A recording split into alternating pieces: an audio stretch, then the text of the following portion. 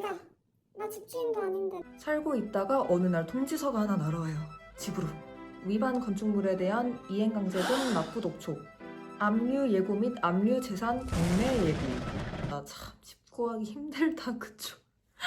내 조건에 맞는 집은 뭐가 하나씩 꼭 문제가 있어서 안녕하세요, 여러분.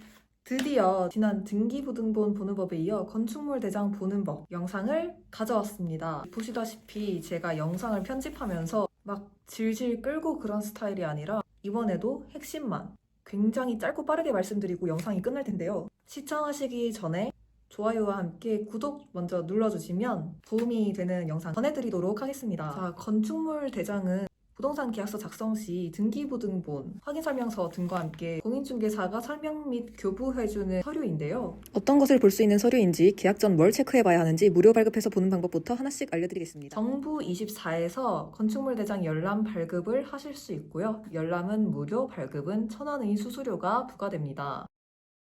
열람용 주소 검색. 저는 일단 무작위로 주소를 한번 넣어 볼게요. 여러분들은 궁금한 주소를 쳐서 검색을 하시면 됩니다. 그리고 처리 기간까지 선택해 주세요. 아래에 대장 구분, 대장 종류를 선택하게 되어 있는데요. 단독주택이냐 아파트 연립주택이냐에 따라서 이거를 스스로 선택을 해주셔야 돼요. 단독 다가구 주택의 경우는 일반을 체크하시면 되고, 건물의 소유주가 여러 명이고 아파트처럼 오피스텔처럼 각각의 이름이 명시되어 있는 집합 건물의 경우는 집합을 선택해 주시면 됩니다. 미리 세부 선택까지 보고 갈게요. 일반은 우리가 임차할 본 건물인 일반을 선택을 하시면 되고, 집합은 내가 거주할 해당 호수인 전유부를 선택하시면 돼요. 제가 임의로 선택한 물건은 아파트라 이렇게 체크를 해서 건물의 동호수까지 검색해 선택을 해줍니다. 저는 1004호로 이렇게 선택을 했고요. 신청하기 눌러줄게요. 다음 민원 화면에서 처리 완료 밑에 열람 문서를 눌러주시면 이렇게 건축물 대장 발급이 끝났습니다. 정상적인 건축물 대장은 이렇게 생겼습니다. 저는 개인적으로 정부24가 더 쓰기가 편한데 국토교통부에서 운영하는 세움터에서도 마찬가지로 온라인 무료 열람이 가능합니다. 정부24에서 마찬가지로 로그인을 하셔서 쭉 밑으로 내려보시면 건축물 대장 발급 버튼이 있는데, 세움터 장점은 대장 구분 및 종류를 선택하지 않아도 돼서 쉽게 검색할 수 있다는 장점이 편리합니다.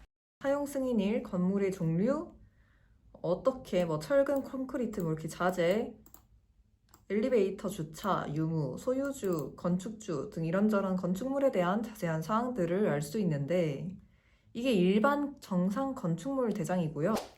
이거는 조금 다르게 생겼죠. 이전에 업무할 때 맡았던 다가구 주택의 대장을 임의로 또 골라봤는데, 다가구 주택에서는 이 노란 위반 건축물 딱지를 흔히 볼 수 있어요. 위반 건축물이 뭐냐? 이게 무허가 건축이랑은 좀 달라요. 행정청의 허가 없이 증축, 대수선, 용도 변경을 한 건축물이 이제 위반 건축물이 되는 건데요. 안 걸렸으면 이렇게 위반 건축물이라고 노란 딱지가 안 붙는데, 걸려서 지금 이렇게 뜨는 거예요. 그래서 이게 있으면 뭐냐? 사실 그냥 주거 목적으로 임차를 하시려는 분들한테는 크게는 상관이 없어요. 크게는 상관이 없는데 아주 없지는 않아요. 크게는 상관없이 그냥 임차를 하시는데 아주 없진 않아요. 끝까지 보셔야 합니다. 오히려 이렇게 불법 증축을 해서 공간을 더 넓게 확장하거나 다 살기 좋고 임대 더 잘 나가라고 돈 주고 고치고 그러는 게 또 대부분인데, 혹여나 외도민, 이제 에어비앤비 하시려는 분, 아니면 허그 보증보험으로 이렇게 전세 대출 받아가지고 임차를 하시려는 분은 일단 이 노딱이 있으면 전세 대출 안 되고요. 외도민 사업 허가 안 나옵니다. 내 임차 방식이나 목적에 맞지 않는 물건을 계약을 하면 안 되겠죠. 꼭 이 등기부등본에 이어서 건축물 대장까지 살펴봐야겠죠. 이렇게 건축물 대장을 떼어봤을 때 어떤 것 때문에 언제 이 노란 딱지가 붙었는지 여기를 보시면 알 수가 있어요. 이 불법으로 만든 부위를 철거를 해라, 원래 허가했던 대로 원상복구해라, 양성화해라 하고 현재 1년에 2회 이내에서 지속적으로 부과하는 이행강제금이라는 게 또 부과가 되고 있습니다. 이런 건물에는. 근데 물론 임차인이 아니라 소유주에게 이행강제금이 부과가 되고, 그래서 임대차 계약보다는 매매계약서 상에서 이 부분을 더 면밀히 보셔야 하는 이유이기도 하죠. 매매 시에 양성화 계획은 없는지, 이행강제금은 현재 몇 회까지 납부를 얼마나 하셨는지 저도 중개를 하면서 다 체크를 하기도 하고요. 19년 4월 23일이 여기서 엄청 중요한 날짜인데요. 이날이 무슨 날짜냐면 왜 이렇게 뭔가 이거 말고도 있다 왜 이렇게 있지? 제가 이제 이거 중개할 때 제가 이거 중개할 때 날짜를 어떻게 외웠냐면요. B1A4 아세요, 여러분? B1A4라고 제가 중학생 때부터 좋아했던 아이돌 바나예요.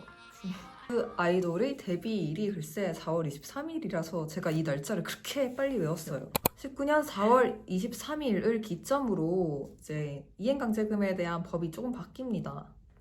이 19년 4월 23일 이전에 이제 위반 건축물에 등재가 된 것은 5회까지만 이행강제금을 납부하면 돼요. 그러면 물론 이 노란 딱지가 사라지진 않지만 5번만 이행강제금을 내면 더 이상 부과가 되지는 않았습니다. 이 이후에 위반 건축물에 등재가 된 물건은 지속적으로 양성화할 때까지 계속 이 이행강제금을 내게 됩니다.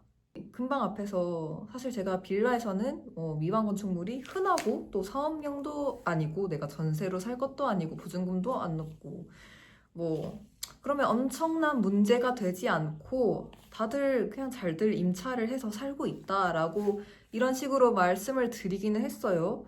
근데 제가 끝까지 보시라고 했던 게 있을 수도 있는 경우도 또 알고 계셔야겠죠. 대개는 그냥 이렇게 그냥 임차는 다 들어가서 살지만 그래도 이런 경우가 있을 수도 있다라는 그냥 것을 월세 임대차로 살고 있다가 어느 날 통지서가 하나 날아와요. 집으로. 위반 건축물에 대한 이행강제금 납부 독촉, 압류 예고 및 압류 재산 경매 예고.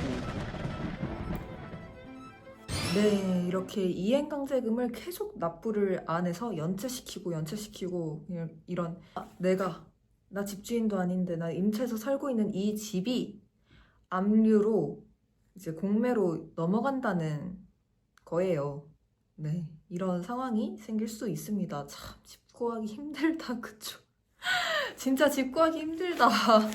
내 조건에 맞는 집은 뭐가 하나씩 꼭 문제가 있어서 이런 큰 딜을 해야 되고 이런 것 때문에 이제 건축물 대장까지 충분히 보고 여러 상황을 고려를 해보고 계약금을 입금해야 됩니다.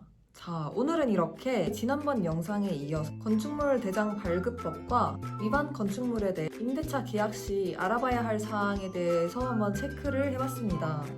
좋아요, 구독, 알림 설정하시면 새해 복 많이 받으실 거예요.